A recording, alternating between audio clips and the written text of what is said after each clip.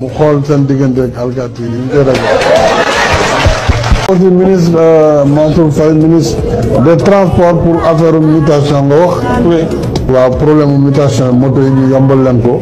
damay quand même féliciter waa cag-cag ak ñi nga xam ne yor nañu ay moto yor ay njaboot créer ay emploi te war nañu leen protéger parce que bu ñu moytuwul d'ailleurs xam naa sax bitim réew dinañ ñëwaat pour jéem a dugg ci liggéey bi donc war nañ leen protéger loolu ministre des transports war na xool ak ministre de l'intérieur voilà moom mu ngi Antoine dégg nga li magama wax de kon il faut nga recevoir. waaw dimbale ñu ci ASP yi rek monsieur le président ASP yi sonal nañu trop monsieur le président. ASP yi sonal nañu trop. ASP yi dañuy jàppate. de.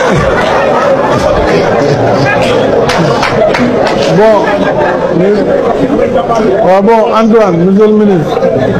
waaw maa ngi lay remercier monsieur le président de la république dégg naa li mu wax léegi ma koy rassurer pour wax ko ni ko comme ni nga ko joxee léegi comme instruction dinañu mën a gisee.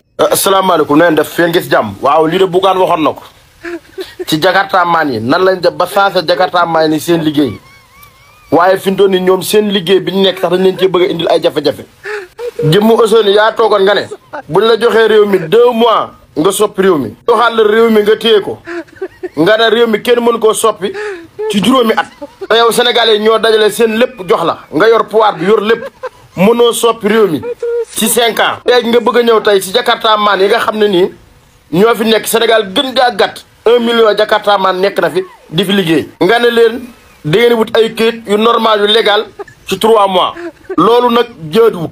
te booy Jakarta maan yii ngay teg coono bii ñoo la doon xeexal ñoo la doon xulal ñoo la wàccaloon ci terrain bi. moo tax fële sa Kaolack booy taxaw nañ fa di ñaxtu di taali pono bu njëkkoon nag booy ñemewuñ loolu yaa leen ko tàmmal yaa leen ko wan yaa leen wan ne la nit ki bu amee loolu naqari da ngay taxaw ci tëli nga xeex taali pono ndax yaa fi ñëw wax fi gatsa ba tax na Ziguinchor gi nga xam ne ni yaa yoroon meeru Ziguinchor fa nga dëkk ba tey ñoom ña ngay ñaxtu Kaolack ñi ngi ñaxtu réew mépp ñi ngi ñaxtu ngir lan li nga leen bëgg a teg wutloo leen ay këyit mu metti ci ñoom loolu. ndax am na ci ñoo xam ne nii seeni moto bu paanee dong day am sa mécanicien ba 7 fan ba 4 fan duñ am luñ ko dépanner kooku boo ko bëggee laaj xaalis pour ma ne ko da nga koy wut ay këyit da nga koo bëgg a toroxloo. kon nag Ousseynou yërëmal saw askan rawatina ndaw ñi ndax yow fii nga toog ci donkaasi gii ndaw ñee la fi teg. Sénégal nag mooy dëkk boo xam ne nii mënuñoo fal folli lanu man. li nga waroon a def nag yii bala nga koy jël nga woo ndaw ñi waxtaana ñoom ba teg ñoom ci ay aksi nga doogay taxaw waaye xëy rek kët na jonn nekk moto buy daw da nga ami kéet ami nangam yooyu nag moo metti ndaw ñaa ngi bëgg a dee sonn na te ndaw ñee la xeexaloon.